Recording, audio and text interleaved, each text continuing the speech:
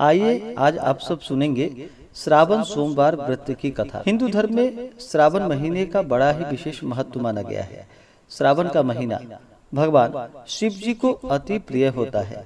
जो भी भक्त सच्ची श्रद्धा के साथ, नियम और निष्ठा के साथ श्रावण के महीने में भगवान शिव जी का अभिषेक करते हैं, पूजन करते हैं, श्रावण सोमवार का व्रत रखते हैं, व्रत में नियमों का पालन करते हैं, कथा श्रवण करते हैं, इससे भगवान भोलेनाथ अति प्रसन्न होते हैं और अपने भक्तों के सभी प्रकार के दुख और कष्टों को दूर कर देते हैं तथा सुख और समृद्धि का आशीर्वाद प्रदान करते हैं। तो आइए सुनते हैं श्रावण सोमवार व्रत की कथा।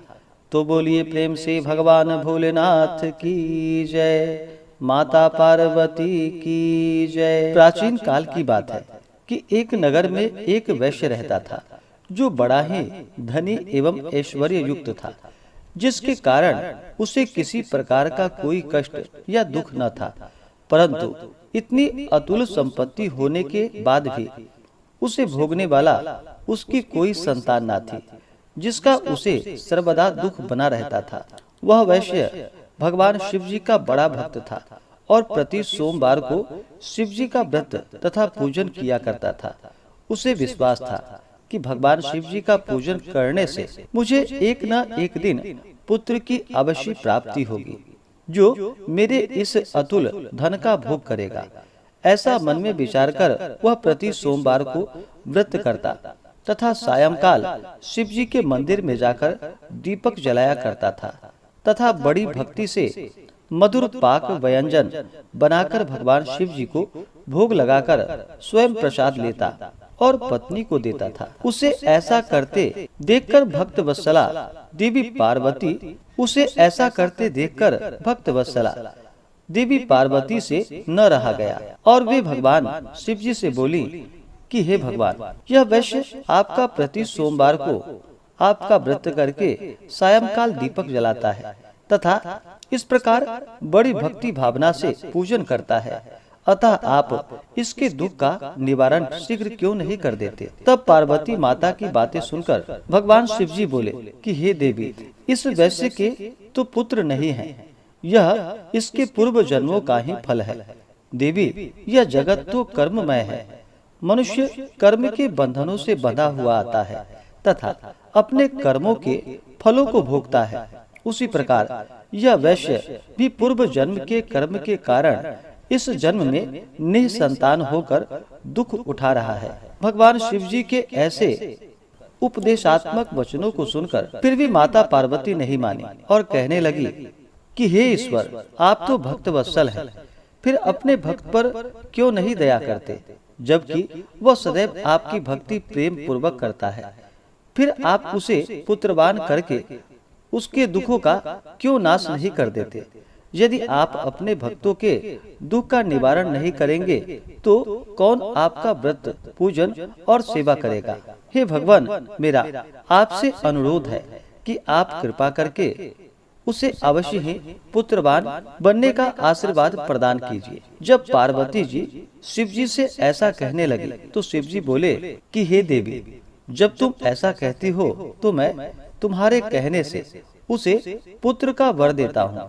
यद्यपि उसके भाग्य में पुत्र का सुख तो नहीं है, यह तो केवल 12 वर्ष तक ही जीवित रहेगा, इसके पश्चात वह मृत्यु को प्राप्त हो जाएगा। इस प्रकार कुछ काल व्यतीत होने पर उस वैश्य की स्त्री गर्भवती हुई तथा 10वां महीने प्राप्त होने पर एक सुंदर पुत्र की उत्पत्ति हुई, जिससे उसके घर में बड़ी खुशियां मनाई गई। सब लोग अत्यधिक हर्षित हुए, परंतु उस वैश्य को कुछ विशेष सुख न मिला, क्योंकि उसे यह विदित था कि यह पुत्र 12 वर्ष बाद पुनः मृत्यु द्वारा ग्रसित हो जाएगा। इस प्रकार हंसी खुशी में वह 12 वर्ष का हो गया।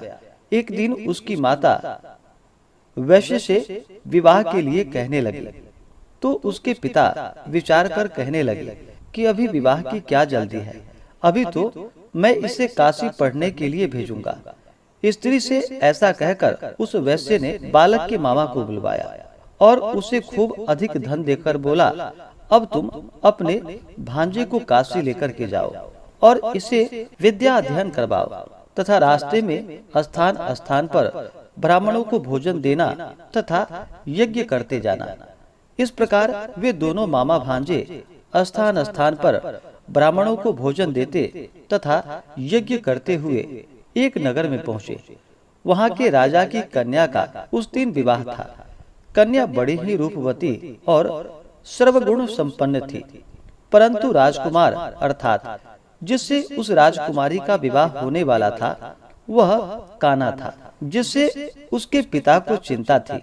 परंतु जब उसने वैश्य के पुत्र को देखा जो बड़ा रूपवान था, तो विचार कर उसके मामा से कहने लगा कि यदि थोड़ी देर के लिए आप अपने भांजे को मुझे दे दीजिए तो आपकी बड़ी कृपा होगी। थोड़ी देर की बात है, विवाह हो जाने के पश्चात इसे हम आपको वापस कर देंगे और आपको बहुत सा धन भी देंगे। फिर तो बालक के मामा ने स्वीकार कर लिया। वर का पिता उसे वर बनाकर मंडप में ले गया और विवाह का समस्त कार्य बड़ी दक्षता के साथ संपन्न किया। परंतु जब लड़का सिंदूर दान करके लौटने लगा तो उसने कन्या की साड़ी के आंचल पर लिख दिया था कि हे भामिनी, तुम्हारा विवाह मुझ वैश्य के पुत्र से हुआ है और अब मैं काशी में पढ़ने के लिए जा रहा हूँ। परंतु जिसके साथ तुम्हें भेजा जाएगा वह एक आंख का काना तुम्हारा पति नहीं है। इस प्रकार विवाह कार्य संपन्न होने पर विदा की बेला पर जब राजकुमारी ने अपनी साड़ी पर कुछ लिखा देखा तो उसे पढ़कर उसने राजकुमार के साथ जाने से इनकार कर दिया और बोली कि यह मेरा पति नहीं है। मेरा पति तो वैश्य का पुत्र है जो इस समय काशी में पढ़ने के लिए गया है। फिर तो राजकुमारी की ऐसे बातें सुनकर उसके माता पिता अत्यंत आश्चर्य में पड़ गए और राजा अर्थात वर के पिता की धूर्तता से अत्यंत दुखी हुए तथा कन्या को विदा नहीं किया। बारात बिना कन्या के ही वापस लौट गई। उधर वह वैश्य का पुत्र तथा उसका मामा दोनों काशी में पहुँचे तथा बालक ने अपना अध्ययन प्रारंभ कर दिया और उसके मामा ने यज्ञ करना प्रारंभ कर दिया। इस प्रकार कुछ दिन व्यतीत होते ही लड़के की अवस्था जो कि 12 वर्ष पूरी हो गई। उस दिन यज्ञ हो रहा था। उस बालक ने अपने मामा से कहा, आज मैं कुछ अस्वस्थ हूँ और सोने के लिए जा रहा हूँ। ऐसा कहकर वह जाकर सो गया। परंतु उसके सोने के थोड़ी देर बाद ही उसके मामा ने आकर देखा तो भांजे को मरा हुआ पाया, जिससे वह अति दुखी हुआ। परंतु यज्ञ हो रहा था, इसीलिए यज्ञ विध्वंस के भय से चुप रहा और जब यज्ञ कार्य समाप्त हो गया तथा सब ब्राह्मण चले गए तब वह खूब जोर जोर से रोने लगा।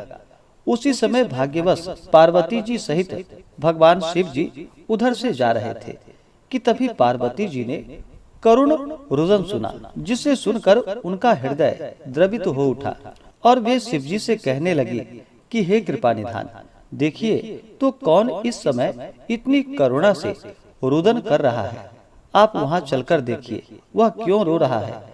तब पार्वती जी का ऐसा आग्रह सुन करके भगवान शिव जी उस स्थान पर गए जहाँ पर उसका मामा अपने भांजे को लेकर रो रहा था। फिर तो पार्वती जी ने उस बालक को पहचान लिया और बोली कि हे महाराज, देखिए तो इतना सुंदर वह वैश्य का बालक मरा जा रहा है जो आपके वरदान से हुआ था। भगवान शिव जी बोले कि हे देवी, यह बालक अपनी आयु समाप्त कर चुका था और फिर मर गया, इसमें किसी का क्या दोष। पार्वती जी ने कहा कि हे देवादिदेव महादेव, हे भगवान भोलेनाथ, जैसे आपने इसे अब तक 12 वर्ष की आयु दी थी वैसे ही जीवन पर्यंत के लिए और आयु दे दीजिए, नहीं तो वह वनिक पुत्र के वियोग में मृत्यु को प्राप्त हो जाएगा। तब पार्वती जी के ऐसा कहने पर भगवान शिव जी ने वनिक पुत्र को जीवित कर दिया। इस प्रकार वह शिव जी के वरदान से जीवित हो गया और शिव पार्वती पुनः अपने धाम को वहां से अंतर ध्यान हो गए। फिर कुछ दिनों के पश्चात वह बालक अपने मामा के साथ अपने नगर की ओर चल पड़ा तथा चलते चलते पुनः उसी नगर में पहुंचा जिस नगर में राजकुमारी के साथ उसका विवाह हुआ था, वहां पहुंचकर उसने यज्ञ करके ब्राह्मण भोजन करवाए, जिससे भोजन करते जाते हुए पंडितों द्वारा राजा को यह खबर लगी कि काशी से कोई वैश्य पुत्र आया है जो यज्ञ करके ब्राह्मण भोजन दे रहा है। राजा उसे देखने के लिए गया और वहां पर उसने स्वयं अपने जामाता को देख लिया, तो अति प्रसन्न हो आदर के साथ अपने महल में लेकर आया और कुछ दिन तक रखकर खूब आदर सत्कार किया और पुत्री को खूब दान दहेज सहित उसके साथ विदा कर दिया। तब वह वणिक पुत्र स्त्री सहित मामा के साथ अपने नगर की ओर चल पड़ा। जब वे लोग घर के थोड़ा नजदीक आए तो मामा ने कहा कि मैं जाकर पहले अपनी बहन को तुम्हारे आने की खबर देता हूँ, जिससे कि वे वधू सहित तुम्हारा स्वागत कर पाएं। इधर वह वैश्य अपनी स्त्री सहित छत पर जा बैठा था कि यदि मेरा पुत्र काशी से लौटकर नहीं आएगा तो हम लोग यहीं से कूदकर अपने प्राण दे देंगे।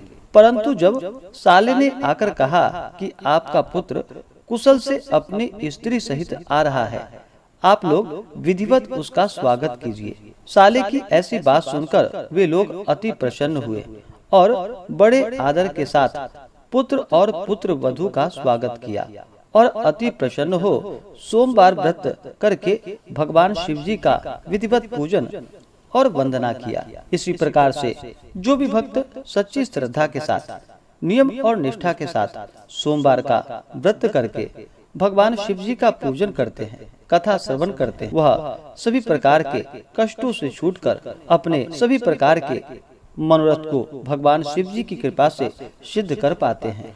तो बोलिए प्रेम से भगवान भोलेनाथ की जय। तो आशा करता हूँ कि यह जानकारी आपको अच्छा लगा हो। ऐसे ही ज्ञानवर्धक जानकारियाँ प्राप्त करने के लिए हमारे इस चैनल पे अगर आप नए हैं तो चैनल को लाल बटन दबा करके सब्सक्राइब करें, साथ में बेल आइकन घंटी को दबाएं ताकि मेरे वीडियो का नोटिफिकेशन आपको समय से मिलता रहे।